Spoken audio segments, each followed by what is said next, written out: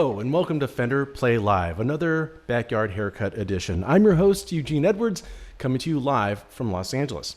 Today we have a special guest that has played with some of the biggest names in modern music, but more importantly, she's carved out her own unique voice. And she's going to tell us about how she developed her own personal style as a musician and lead guitarist. And she's going to perform some music for us as well. Plus, as always, we're going to give you away some Fender gear, so stick around for that. First, please welcome my guest, Ari O'Neill. Oh, Ari. Hey. Hello. Oh, there you are. There you are. And you're over in the the DMV, as they call it, right? Yes, I am. Now, Ari, you've played with artists such as let's if anybody recognizes these names, raise your hand.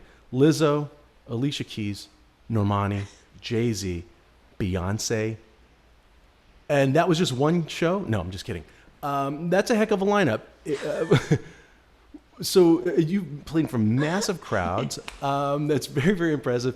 And I want to tell our viewers also, if you haven't checked out Ari demonstrating the Acoustasonic or playing her own song, which is called Home, on the Fender Artist Check-In, then I urge you to do so after today's show. Ari, what are you playing there for us today? Just a regular Fender Strat, maple neck. Yeah, that's what I got. That's what I love. I got like Can we 10 hear of them. you have a lot of Stratocasters? Yeah. I love Strats just because I like that buttery feel, and because my hands are small and it's a little more difficult for me to get around the neck. Playing with something like this makes it a lot easier. Can we hear that one? Yeah.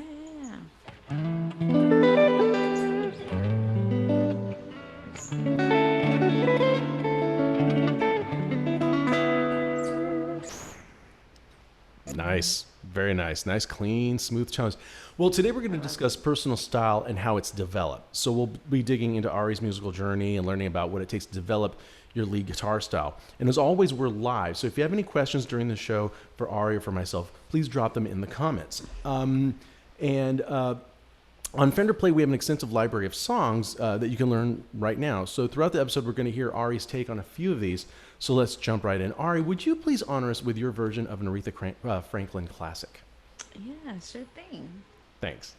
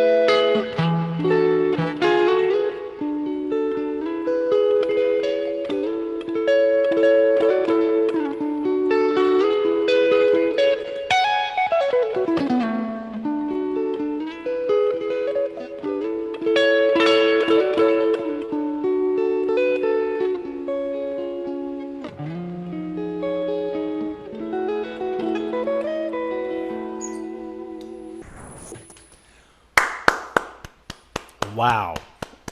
Wow. All we can say is wow, right, everybody? That's the Thanks. sound of millions applauding right now. Ari, that was fantastic. Obviously, that was Say a Little Prayer by Aretha Franklin, written by Burt Bacharach and Hal David. A longtime favorite of yours? What brings you to a song like this? Actually, so when Aretha passed, there was an award show. I think it was the BET Awards, where they were doing different tributes for her, and Jennifer Hudson sang it. And I was thinking, like, wow, this is a wonderful song. And I love the arrangement. I love the way she sang it. And then I heard the original. And I was like, whoa, like, how have I not heard this before? So it's always been in my mind. I played that live show often. I played Aretha's Franklin often and Jennifer's. And yeah, I fell in love with it instantly. It was Yeah, what a great a good melody. song. So, if is there anything in what you just played right now that you think displays your style, your personal style? Obviously, I mean, I feel like that has personal style all over it. But what do you hear, or how do you think that reflects you as a musician, like what you just played right now? I like a lot of like melodic stuff. Um, I like the challenge of making things like connect. Kind of, I don't know if I'm singing it right, but I like things that flow and things that sound pretty and flow together. So if it flows and it sounds very melodic, like that's kind of like my thing that I like to do. I think you said it very well, and I think that that is displayed in that song. The way you connect one chord to the next, and you use the hammer-ons and pull-offs to get there. You can be hanging on a chord, and there's always a those little Mm-hmm. hammer-on flutters there. It is you're like Yeah. flying across, you're floating around the neck very very well. We have a question already. This comes from Rick Copeland, and he's asking who influenced you to start playing, and when did you start? I started playing when I was 10, and I was in the car with my mom, and we were going to my grandmother's house, and I heard Pick Up the Pieces by the Average White Band. And literally, it's the rhythm guitar going. "Da-da-da-da." I don't even know how to play it, but "Da-da-da-da-da." Just the After all whole this time, you song. never. And I was like,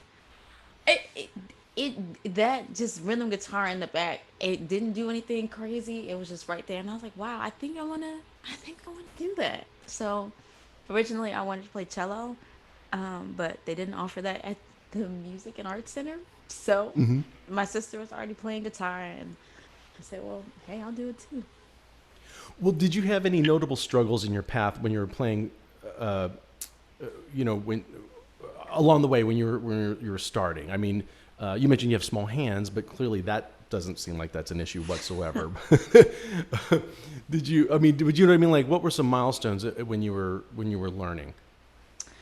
Of course, yeah, my hands, and a lot of times they would hurt, like my wrist would start hurting, and things like that. But I also think that's just me not holding my guitar the right way. Also, it sometimes takes me a little bit longer to learn things, so I was never the I developed being a quick learner, but in the beginning, I definitely was not. I would have to sit with it for a little bit, and yeah, just painting my hands and not being as fast as everybody else. I was like 10. Like there are kids who are like 10 now who are just killing. I feel like I was Yes. late. Yeah, no, I know the feeling exactly. Well, I'd love to hear some more of your playing since it's so great. So, if we hear another tune that could be found on the Fender Play site, this is Yeah, George Benson's modern jazz standard, "Reason." The stage is yours. gotcha.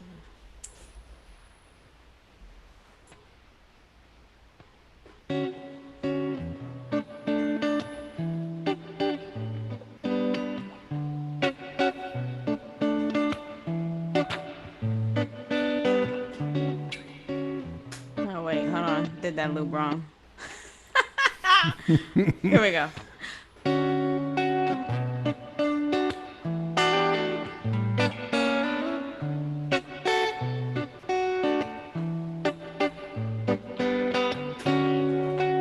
There we go.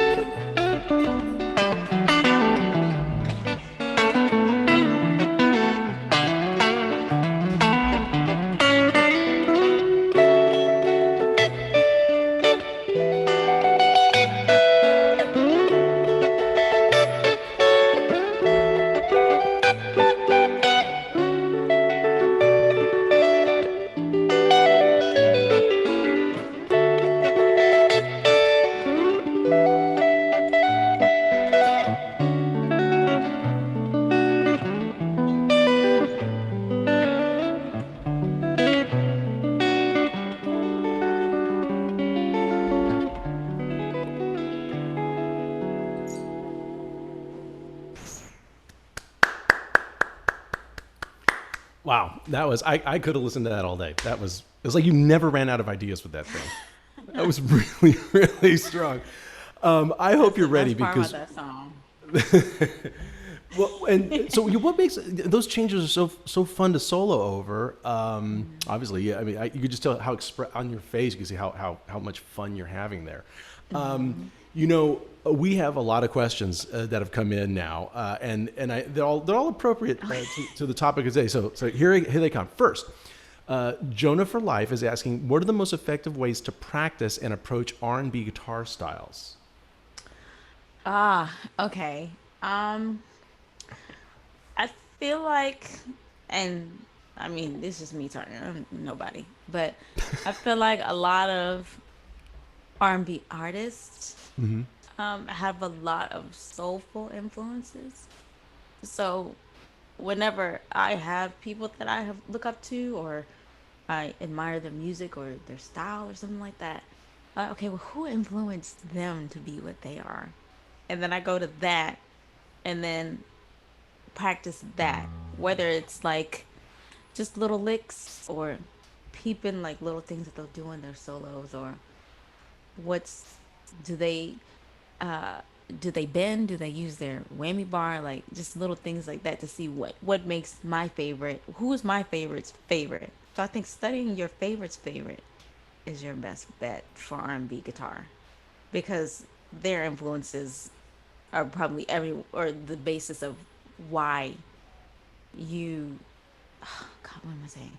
They're the basis of why you enjoy them so much. So studying what they study or what they like will help Yeah, you. you go to the source. You Go figure to out the what the source source. is and go to the source and immerse yourself in that. That's a great. No, that's a great tip. I heard a drummer who's currently with Bruce Hornsby, and he was saying that he would whenever he got a new gig, he would kind of find out from the artist, like even within their own catalog, who their favorite drummer was over their history, and he would just go into that person's style.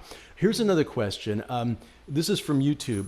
The last Sayin. I'm probably not pronouncing that correctly, and I'm sorry. Any tips for learning how to self-accompany as great as you do it? Wow. Okay.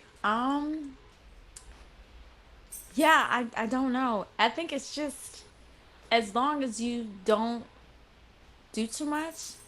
Like I feel like a lot of musicians, like sometimes, including myself, sometimes like overthink. So it's like just keep it simple. People are there to listen to you, but also to dance, have a good time, things like that.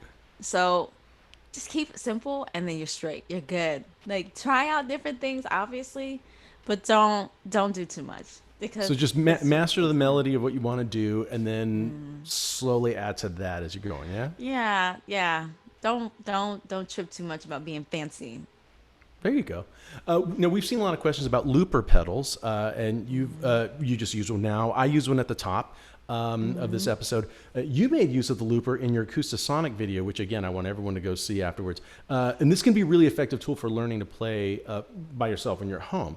And right now, lots of people are working on developing their own playing style at home. How does playing with a loop help you? It's just it just makes things it lines things up easier. So if you're working on a lick or something like that, it's like your test run. So, okay, I really like this lick. I really like this song. I want to use this line, but I want to use it in this, or I want to use it here. I want to use it for other things.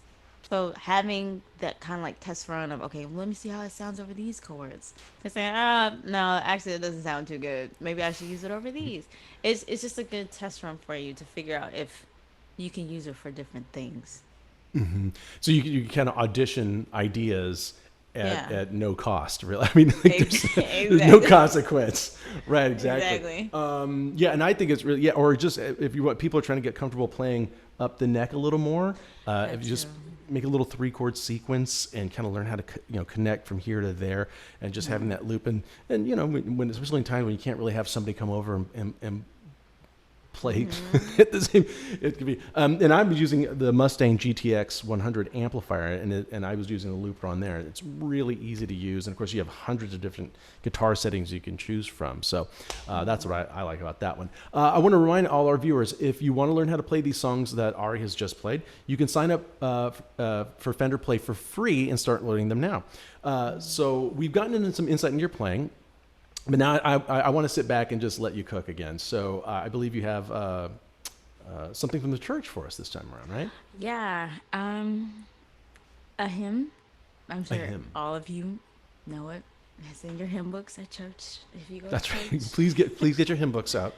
get your hymn books out, saints. It's Jesus Loves Me. It's very simple.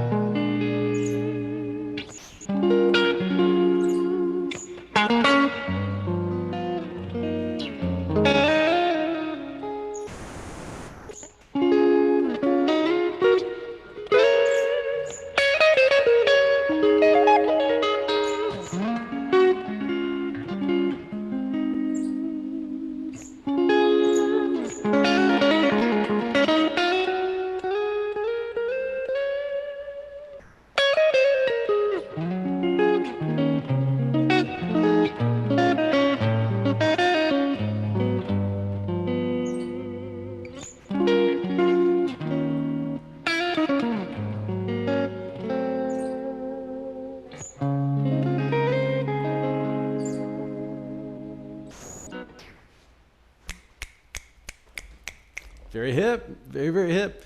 Now, now, you grew up playing in the church, yes? I mean, that was that early on in your development. How did playing in the church help develop your style? Um, a lot of improvisation because it's a lot of like this spirit or just people's emotions will lead them to different places. So you just gotta always stay on your toes, and that a lot of them, a lot of stuff that I do now is from keyboard players or from singers that I heard in church. A lot of my favorite guitar players, like Isaiah Sharkey or J-Mo or Agape, like they all played in church. Um, so it's a lot of melodies and things, and just staying on your toes and different things that you acquire that you can use in so many different genres. Now, and then do you think, because obviously you've played some big stages, and if anybody saw the Stagecoach Beyonce set, and then they've seen you, and you have a strong presence on stage. I mean, you really perform. Were you, and you seemed like a somewhat of a shy person though when we're in conversation before we go on the show. So, which may not be right, I don't know, but it seems as though playing in church it gave you the stage legs, if you will. Like you kind of get really comfortable playing right in front of an audience. No, okay, so Or no? church, yes, because it's like your family there, and everyone's like, "Go ahead, baby, it's all right, take your time, go ahead." Like they're so encouraging. So that was like a stepping stone, but it was really the club. Like the club, everybody is drunk anyway, and it's like they're just there to have a good time. So whatever you do, they are ready. So I think it's a mixture of the club and church because at church they're gonna encourage you and be there for you no matter how much you mess up. They just like, let the spirit lead you, baby. And in the club, they just want to have a good time anyway, so they can't hear how bad you are. So it's like either way, you're okay. You and I grew up playing different clubs. I just want to know. Okay. Well, can you give us another quick hymn, if you will?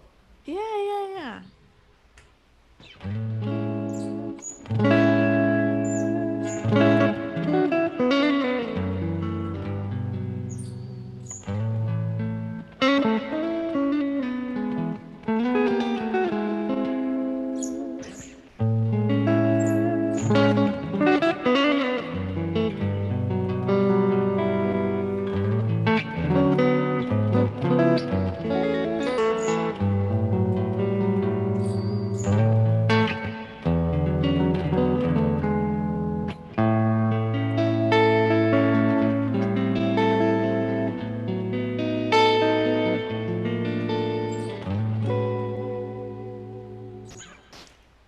tremendous voice leading. That is so Thank pleasant to you. hear. That is so wonderful. We have a couple more questions before we go. Landon Battles wants to know, what was a turning point in your career of learning the guitar that you knew that this is what you wanted to do? I think it's something that I always kind of knew that I wanted to do just because I'm not really good at anything else. Uh, but Perfect answer. I know exactly how you feel. I didn't want to do anything else. It was kind of a sign like I was either always getting fired or I was always quitting from somewhere. And it's like the only thing that I ever found that I can't quit or I enjoy for real is guitar. I can't see myself doing anything else. And I tried doing something else and I didn't like it more than once. So this is for me. Very well. And on Facebook, Greg Stimple wants to know, did you learn Music 101 or just went straight or just straight up guitar? Like, It was a mixture. So I've had teachers here. I was at the Levine School of Music with Walter Cosby, Christopher Brown, Matt Diemendorf, who went to USC. Uh, but also, the club and church. I mean, it was different things. And then sometimes just sitting in my room watching YouTube. So a lot of different yeah. teachers. Now, this is not a question. This is just a shout out on Facebook from Lindsay Ward. She's saying that you stole the show at the Jam Card event in January at NAMM. And no doubt she's one of the most tasteful players out there. Thanks, Fender, for highlighting some real talent. So, Yo, credit to you. girl, thank you. That was fun. That was a good show. I was nervous. No, I remember hearing about that too. Afterwards, I was filming something with Fender, and the producer of that video was going on about you as well. So, yes, you certainly caused waves. So, for you players watching at home, we're going to assign some homework now to help you develop your own style after the show. It'll help refine your skills. These are some simple things that you can work on. But for more lessons and to learn some of the songs that you heard in this episode, make sure you check out Fender Play. Now, for the beginners out there, I want you to try and add an element to a single note on your string, whether it be a vibrato, a bend, or a slide, like just learning how to, instead of just playing, do something with that note. For intermediate, let's hear that lead line from Breezin'. Maybe you'll play it as well as Ari did. And if you're feeling adventurous, add some extra flair. And for the advanced folks out there, try to loop a chord progression and then solo over it. As you saw Ari do. So now, Ari, if you don't mind sticking around, we want to see what you're up to these days. But first, it's time that we bring out our old pal, Dylan Caligiuri, for some exciting play updates. Oh, Dylan, where are you? Hello. Can you guys see me? Oh, my gosh. We can see you. We can hear you. It's a lot to take in. I can't hide. I know. I'm here. I'm always here. It's fantastic. You guys, this is like I got goosebumps at the end of Breezin'. I don't know. I don't know if it was an actual breeze that came through, but I think it was the song. So no, it was really fantastic. Goodness. Thank you. Sorry. I worked on that for like half an hour. I'm sorry about that. Ari, that can't be the cheesiest thing someone said after hearing you play. I appreciate it. That was a good one. All right, well, Dylan, what do you have there? What are you playing today? Yeah, so I'm playing this. This is a plasma red burst Fender Ultra Stratocaster. You guys can you get a good look at that? Yeah. Here, I'm gonna play a little bit of it and see.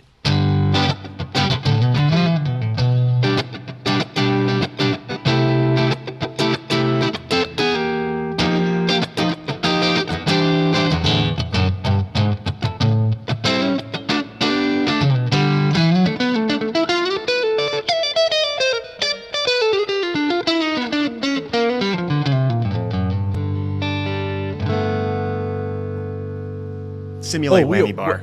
Simulate. Ari, can you lend him your whammy bar? Yeah. Just for one chord. Look. Don't even need it. So, Dylan, what giveaways do you have for us today?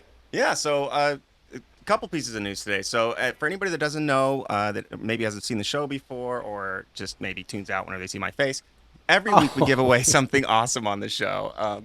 And it's called the Fender Play giveaway. And so it goes to a lucky subscriber who completes a streak using Fender Play, at least one streak. And a streak is 3 7-minute sessions using Fender Play.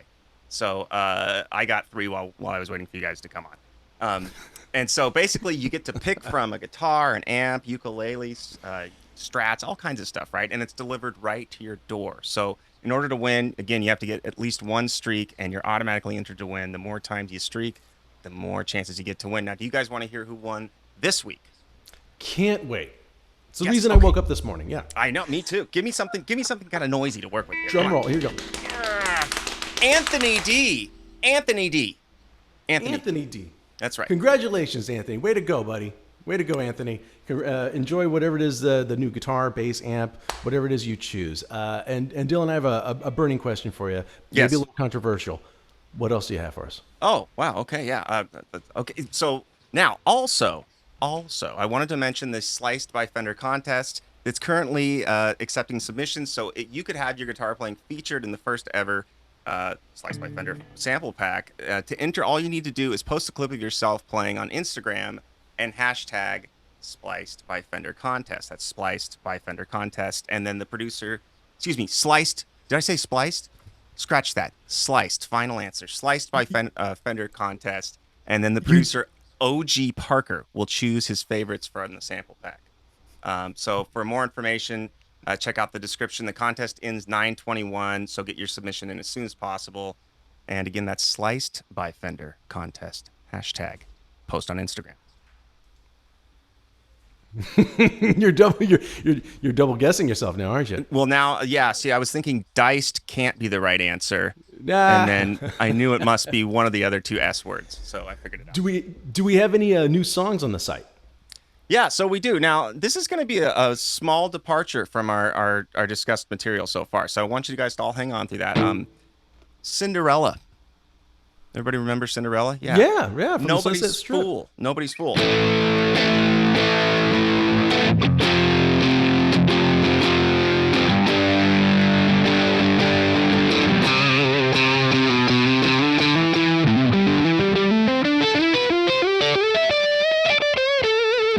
There's a big, huge solo in there that I didn't learn the rest of, but it's awesome. So you guys got to check that one out. It's a new song that's on the site. There's other new songs on there too.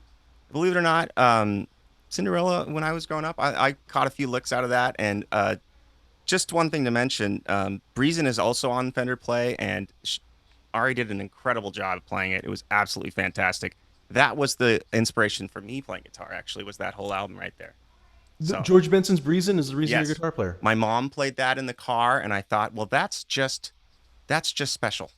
And so that's what did it. All right. Well, good news. Boy, we now know a lot more about you, Dylan. Thank you so much. You're not so much of an enigma.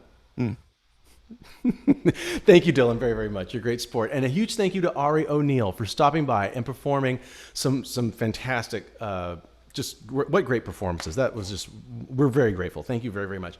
Ari, can you tell us what you have coming up? It's your chance to plug anything you'd like.